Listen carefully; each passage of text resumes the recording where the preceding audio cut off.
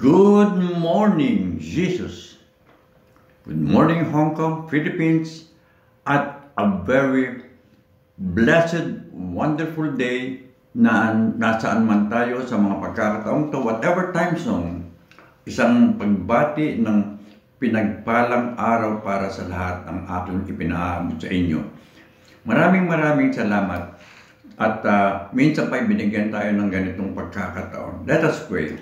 Thank you, Lord Jesus, sa pagkakataong ito na minsan pa tinitipon mo ang iyong mga lingkod upang makinig ng iyong mensahe, ng iyong mga salita, ang iyong katotohanan, O God, hallelujah, na siya nga mag-aakay sa amin sa matuwid na mga paglilingkod sa iyo, nang naaayon lamang sa iyong banal na kalooban. O God, please bless this lesson, O God, hallelujah, na maging kapakinabangan ng kaluluwa ng bawat sa amin at kapurihan ng iyong banal na pangalan. Maraming salamat, Panginoon. Bless each and everyone. In Jesus Christ's mighty name I pray. Amen, amen, and amen. Once again, maraming salamat sa The Night of Praise, hallelujah, prayer team ng New Life Fellowship United Pentecostal Church International, Hong Kong. At gayon din, sa lahat ng mga taga-subaybay, sa lahat ng mga pastors, pastor wives, prayer warriors, and everyone, lalong-lalo na sa ating mga magiging bisita na makakapakinig ng mga katotohanan na ito, sapagkat ito ay kapakinabangan ng ating kaluluwa. Pray God. Sa pasimula ng ating pag-aaral, someone once said, minsan may nagsabi, if you look at the world, you will be distressed. If you look within, sa ating sarili, you will be depressed. But if you look at Christ, you will be at rest. Praise God.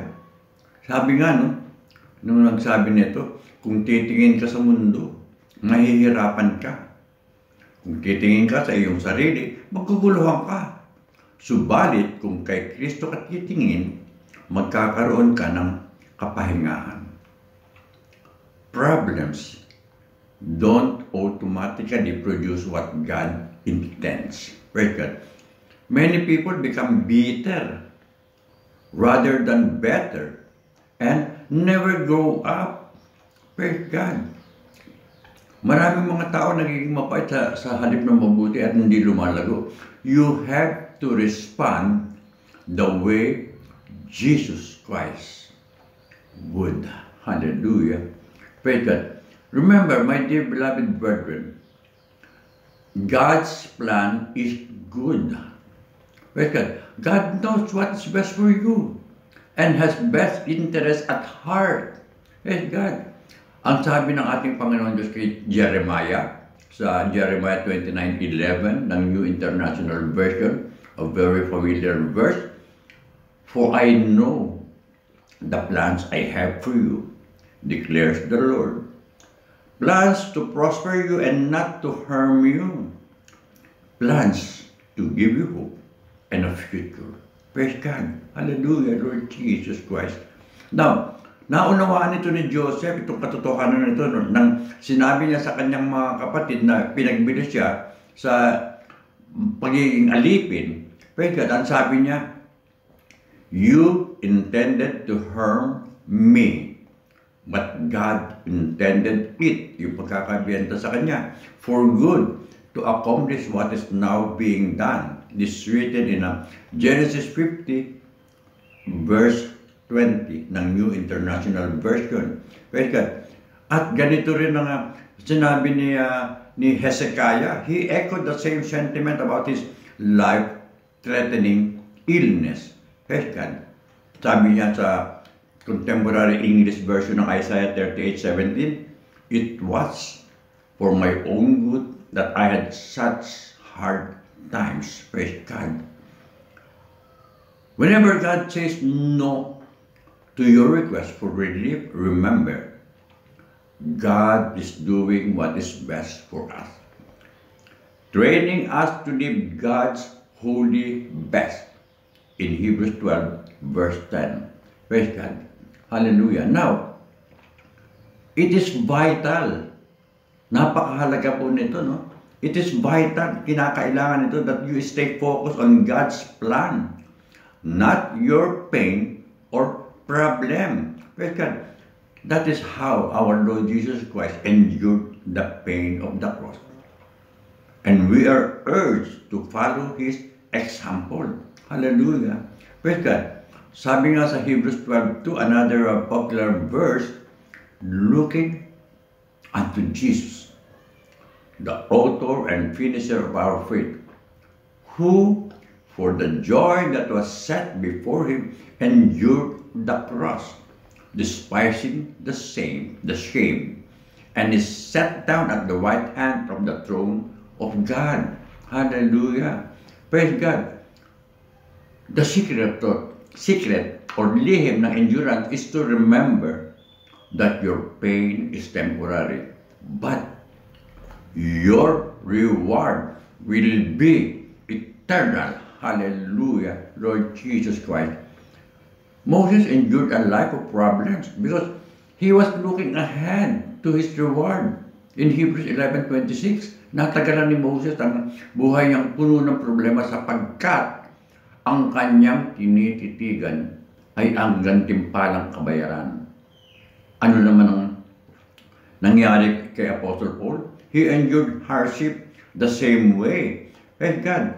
Ang sabi nga sa 2 Corinthians 4:17, for our light affliction, which is but for a moment, worketh for us a far more exceeding and eternal weight of glory. Hallelujah.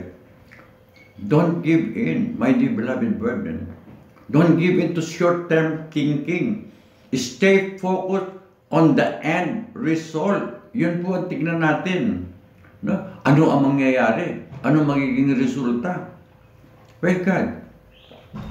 Sabi sa Romans 8:17, sa NLT version ng Bible, if we are to share His glory, we must also share His suffering. Kung nais nating makibahagi sa Kanyang kaluwalhatian, kinakailangan din tayong makibahagi sa Kanyang pagdurusa. What we suffer now is nothing compared to the glory He will give us later. Hallelujah. Napakasarap, mga kapatid. Ang nangangako dito ay ang ating Panginoong Diyos. Hindi ang tao, hindi kahit sinong politiko. Ang sabi nga sa 1 Thessalonians 5:18, no? Give thanks in all circumstances, for this is God's will for you in Christ Jesus. Hallelujah. How is this possible? Paano ito mangyayari? Paano ito magiging posible?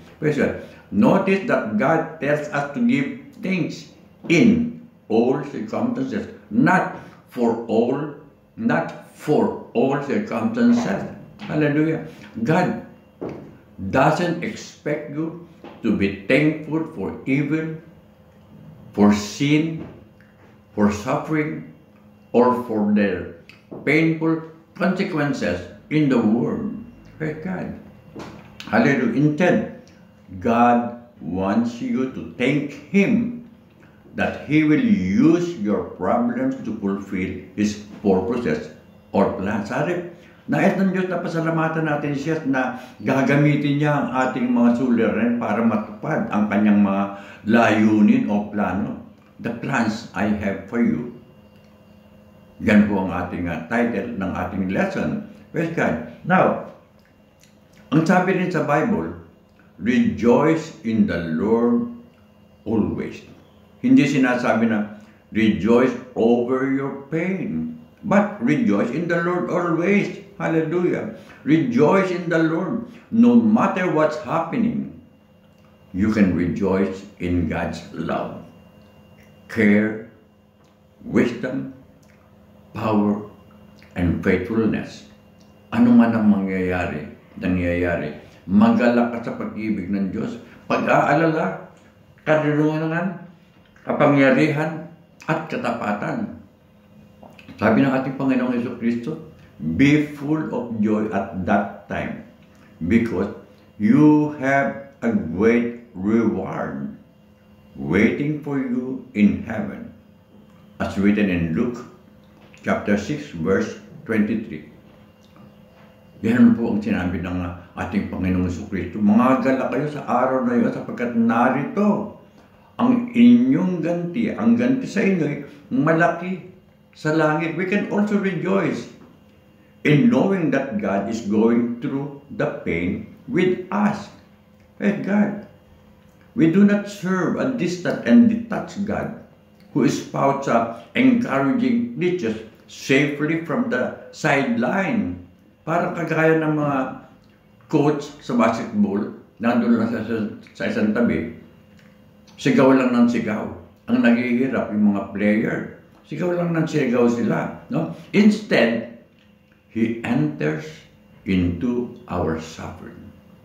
Sa halip, mga kapatid, siya ay sa ating paghihirap. Our Lord Jesus Christ did it in the incarnation. And His Spirit does it in us now. God will never leave us on our own. Ito ang ginawa ng ating Panginoon Jesucristo sa Kanyang pagkakatawang tao. Sa Kanyang Espiritu na nasa atin ngayon. Refuse to give up. Huwag tayo suko. Be patient and persistent. Magkaroon tayo ng pasensya. Praise God. And persistent. Minsan yung kakulitan, no? Ay, nakapapakinabangan natin. Praise God. Maging matiisin at pagpilit. Hallelujah. Ang sabi nga sa James 1, verse 3 and 4 ng New Testament in Modern English, let the process go on until your endurance is fully developed. And you will find that you have become a man of mature character with no weak spots.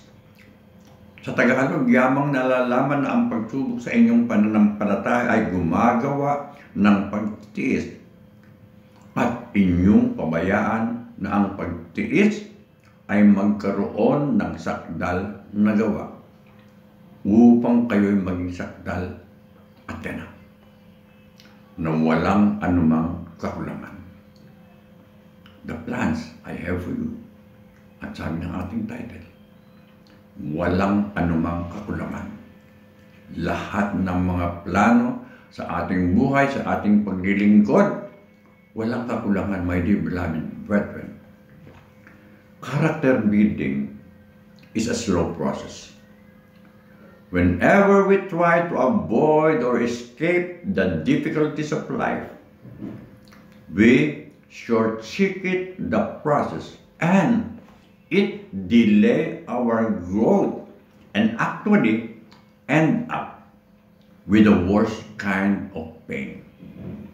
The worthless type that accompanies denial and avoidance. But when you grasp the eternal consequences of your character development, you will pray fewer comfort me prayers or help me feel good. Ang magiging panalangin natin, conform me prayers. Jesus used this to make me more like you. Yan ang ating ipanalangin. Panginoon, gamitin mo ako to be more like you. You know you are maturing when you begin to see the hand of God in random, baffling, and seemingly pointless circumstances of life. Yan ang makikita natin na tayo ay nagmamature na. Kapag nakikita natin yung kamay ng ating Panginoon Diyos sa mga bagay na para mga pointless circumstances of life, pero yan ay ginagamit ng ating Panginoon. If you are facing trouble right now, don't ask, why me? Ang itanong natin, Lord Jesus, What do you want me to learn? Hallelujah. Panginoon Diyos. Hallelujah, Lord Jesus. Ano ang gusto mong matutunan ko? And then, trust God and keep on doing what's right. Yan ang sinasabi sa Hebrews 10:36. For you have need of patience, that after you have done the will of God, you might receive the promise. You need to stick it out. Stay with God's plan, so you will be there for the promised completion. Don't give up. Grow up. Bakit? Sapagkat ang ating Panginoong Diyos ang may plano sa atin ng ating dinaranas sa mga pagkakataong ito at sa lahat ng mga pagkakataon na dinaanan na natin. Maaaring sabihin natin, napakahirap nito. Kung kailan pa ako naging born again Christian, tsaka ako nakaranas ng mga ganitong paghihirap. Dati ang sarap ng buhay ko. Anong masarap sa buhay mo? Wala kang Diyos? O iba ang Diyos mo? Hallelujah. Masakit mang sabihin hanggang sa mga pagkakataong ito, sa mga panahong ito, meron pa rin ilang mga kapatiran na umaasa sa ibibigay ng mundong ito. Hindi sa plano ng ating Panginoon Diyos para sa Kanya. Huwag nating kalimutan, my dear beloved brethren, yung ating binasa kanina na sinabi ng isang tao, if you look at the world, you will be distressed. If you look within, you will be depressed. But if you look at Christ, you will be at rest. Di ba? Yan yung sinasabi sa Hebrews, sa Jeremiah 29:11. For I know the plans I have for you, declares the Lord. Plans to prosper you and not to harm you. Plans to give you hope and a future.